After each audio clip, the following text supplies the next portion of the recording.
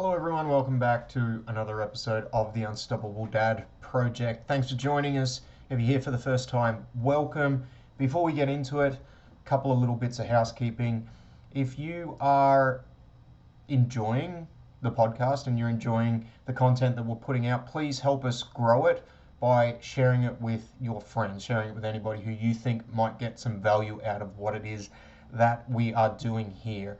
And while you're there, if you're able to just jump on our Facebook page, The Unstoppable Dad Project, and our Instagram page at The Unstoppable Dad, and give us a like, give us a follow, and also subscribe to this podcast wherever you're listening to it on, or subscribe on YouTube so that you can stay up to date with when we drop a new podcast. So today, I wanted to go into what I believe the difference between training for health and training for performance are. So we're going to go into another training podcast, and one of the main reasons why I want to go into the difference between those two variations or those two types of training is because when I talk to a lot of people, and the type of person that I help predominantly is a person or a dad who really wants to reclaim a level of athleticism. And what I mean by that is at some point in their life, before kids, before maybe they got a particular job, started a business, whatever it is, they were at a particular level of athleticism or fitness, and they want to try and get that back. So they've slipped from where they were due to a whole multitude of different reasons, and they're looking to try and get back to where they were. And that can be vastly different for everybody, but the big thing and the common theme, and a very common theme with a lot of people that I talk to and I work with, is in the endeavor of trying to get back there, they've tried to go back to a way of training that they used to train. And when I talk through with them certain things that they are doing and they are looking to achieve, a lot of what they are trying to do is verging on training for performance. And if I was kind of to define some behaviors and some actions when it comes to training for performance, it's that the training and the outcome, or the pursuit of the physical performance that you're looking to achieve, and because that particular outcome can be vastly different for everybody, there's a certain set of parameters that we're looking at within that. And it's basically that in the pursuit of that, they're basically pushing everything else to the side. So the number one thing and the number one priority is that they are able to just prioritize their training and prioritize the actions that they need in order to get better at whatever it is, whether it be a sport or whether it just be aesthetically trying to look better. They are able to prioritize that over the top of everything else. And I think we all know that once we start to get a little bit older and get a little bit more mature within our lives, not that some people aren't mature younger when they're taking those actions, but when we have to almost prioritize others over ourselves, or we choose to prioritize others over ourselves, we can no longer take that action where the be all and end all has to be about physical output. And when you're training for performance, it has to take over everything. It has to be your sole focus, and it has to be something that you are completely dedicated to. And then on the other end of the spectrum, there's training for health. And these two things do exist on opposite ends of a spectrum. And there is a transition point. There is a middle ground where you can train to perform optimally in a healthy way. But the further you get out into that performance realm, the further away from health it can get. And when it comes to training for health, you really have to factor in a lot of other circumstances. And for the point of this podcast, the programs that we do and the people that we speak to within the Unstoppable Dad Project, they really need to make that transition and that mindset shift from, I used to be able to train for performance, and now I'm training for health. And for some people, it's a really big switch to make because they've been way out on one end of the spectrum at a previous stage of their lives. And now we've got to try and not necessarily swing them back the other way, but bring them quite a few degrees back to that center point where we are trying to get to a point where we are still able to be as physically capable as we can be, to a point where we're happy with how we can move, how we can perform day-to-day tasks, and still be, in all essence, a savage with our physical fitness and our physical performance. And there is crossover. There is crossover between the two. And some people might tell you that there's not, but for me, in my experience, there is. And the number one thing that you really need to get down to, because don't get me wrong, there are some dads that can continue to train for performance and can be on that end of the spectrum. And if that's you and your lifestyle allows it, then all power to you. This probably isn't the podcast for you. This particular podcast, maybe some of the other stuff we go through is. But if you're a dad or you're a person that has struggled to reclaim any level of athleticism and you're getting frustrated with trying to get back to where you were, then maybe one of the things that you need to look at is, what if I'm doing a particular program or I'm taking some action, is that action actually conducive with the lifestyle that I'm living now? And then within that, you do potentially need to look at what the goals are. If it is just to get back to a particular point in your life where you were before you had kids, before you had enter X circumstance here, then you potentially need to look at the goal itself and see if that is actually achievable within your life without disrupting a lot of other parts of your life.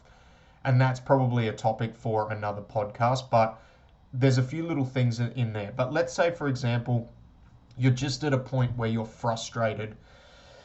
You keep trying old stuff, you haven't been, but you really want to make a change and you really want to get back to being more athletic, being fitter and being healthier. And when you're looking at the time you can allocate, what you have to understand is, with performance, we are basically putting ourselves in a high stress environment in order to get the high payoff to get that high result. And if you're in a position where you can dedicate your whole life to recovery, to mitigate that training stress, then all power to you. You are able to be in that space and you will see results from it. The other thing with training for performance is that when you are going down, you need to put yourself into a hole where training for a lot of the time cannot be enjoyable, may not be, I shouldn't say cannot, may not be enjoyable. And it's one of those things where you've just got to show up and do it. You've got to get into that grind mode and you've got to keep pushing through. So I think the mental stress is another side of it. But the big things when we're dedicating everything we do to training and everything to do for the pursuit of physical high performance, then we have to also dedicate enough time to recovering from that stress. And if you've been at that stage in your life previously, when you didn't have kids, you potentially didn't have a business, wife, partner, whatever it is, and you didn't have other stresses in your life, then you were probably able to make good headway and just go ahead and do it. But now there are other circumstances in your life. Kids, food has to be on the table. There's also the mental burden with what goes on in life when you have other people to worry about. Like, these are all stresses that, even though they're mental, they have a physical toll on our body. And whenever we put ourselves under stress, we have to make sure that we're recovering from that stress, whether it be mental or physical. And training is a form of stress. It is stress on our body that we need to recover from. And one of the things that, if we put it into quite simple terms, when we're going through recovery, our body's going to prioritize the thing that it needs to recover from the highest, and then basically work backwards from there. And for some of us, we are under such a mental load of stress that then going and trying to train too much can dig us into a bigger hole. And everyone's different with the training volume that they can endure. Everyone's different with the level of stress that they can endure, because it's going to be vastly different from one person to the other. And the thing is, when it comes to training, and even when it comes to certain things in life, there does need to be enough stress for you to progress, but not enough to break you. And when you're in performance mode and you're training for performance, you can just push when you only have to worry about recovering for yourself, and then you can recover and then you can go back at it. And if you've been at a point where you've been able to do that and then trying to implement that with a family, the vast majority of people that I talk to can't sustain that. They just can't. They might be able to do it for a short period of time, but trying to do it day in, day out, week in, week out for the next 10 to 15 to 20 years of your life will generally take a mental toll and a physical toll on your body, and may put you in a hole where you are unable to get out of. So how do we work out where we sit on that spectrum? How do we find that middle ground between health and performance? Well, firstly, looking at the training protocol that you are doing. Like, is it going to be conducive with the goals and your definition of athleticism, or your definition of how physically capable you want to be? Like, actually making sure that whatever you're doing from a training point of view is something that's going to move the needle closer to exactly where you want to go. Like, that's the first thing. The second thing is looking at exactly how much time you have. Now, I could go down the rabbit hole of saying that, time's an excuse and it's all about priorities, which for some people it is, but we also need to, when we look at the time we allocate to training, you also need to make sure you're allocating time to deal with your mental health, be with your family, be with yourself, and then still have time to move physically. And some of those things can have some crossover, right? Like, for a lot of us, and for me personally, like, a lot of the time for kind of my mental health is also time for my physical health. For me, the physical side of things feeds the mental side of things. When I'm moving better and I'm feeling better physically, mentally I'm feeling a lot better as well. But the longer I do this for, the more I realize that also doesn't fit with everybody too. So understanding yourself and understanding what you need is a big part of this, because there are different types of stress. There is stress in life, so mental stress. There is stress that we put our bodies under, which is, say, stress from training. And we need to make sure that we are doing enough to recover from those things. And if you are completely focused on performance, you can be completely focused on recovery within that. If you are focused on training in a healthy way to complement your life and to be better physically and better mentally, then you need to make sure you are doing enough to recover. Sleep is probably the number one thing that, as a dad, you will probably miss out on from a recovery point of view.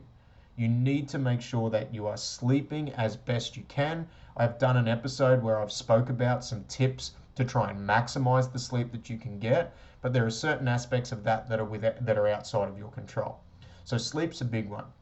And yes, nutrition does matter. And fueling your body in a way where you are able to recover from the stress that you are putting it under is a very important part of being well and being happy and moving yourself to a point where you are happy with what you are able to do.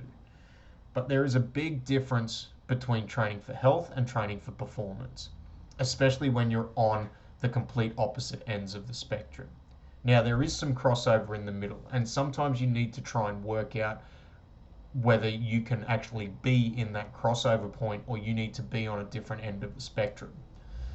And I would say, to kind of finish off, that if you're getting frustrated and you're trying to reclaim your athleticism and you're trying to reclaim a fitness from a particular point in your life and you just can't get there and you're trying to do things the way you used to, there is probably two things that you need to look at. Number one, what is the actual goal?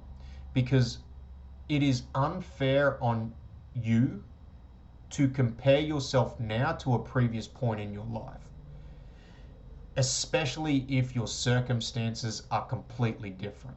And if that point, that past point that you're comparing yourself to is 5, 10, 15 years in the past, I would say with a fair bit of surety from my own experience that you are in a completely different space. So trying to compare yourself to that is just unfair.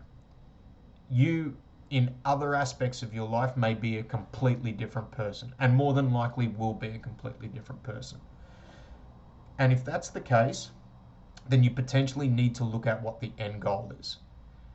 And you also need to look at how you're trying to get there. And as a couple of key points when it does come to training, I believe that you need to do something you enjoy. Obviously, for me, I prioritize things like strength training. I do jiu-jitsu, and I do a lot, and I prioritize like a lot of physical exertion, and that's good for me, and that's generally good for the type of person that I work with. It's not going to be good for everybody. Do I believe that everybody probably should do some level of strength training? Yes, especially as we get older, it's going to hold your body in a fairly good standpoint. That doesn't mean everyone needs to be coming in throwing up weights 5 days a week. And this is kind of, in essence, what this podcast is about. You need to find what works for you. You need to find a way where you can get the output that you are looking for and the end goal that you are looking for in a way which is going to be conducive with your life as it stands now. And sometimes that means that we need to adjust the goals that we're trying to get towards. And sometimes it may mean that we've got to shift some stuff around just to prioritize something that maybe we're not prioritizing right now. But it is all about making sure that you have a plan that is going to be right for you, that is going to be adaptable for your life. And that is going to change. Maybe when the kids grow up, maybe you can push a little bit harder on the training and train for performance. But the number one thing is understand where you are now. Understand that there is a big difference between training for health and performance. And if you're in a stage in your life where you maybe need to be more on the health end of the spectrum, but you're pushing, the plan you've got is pushing the performance end of the spectrum, it's probably not going to be sustainable. There's going to feel like there is a disconnect, and you may struggle with it, especially to sustain it long term.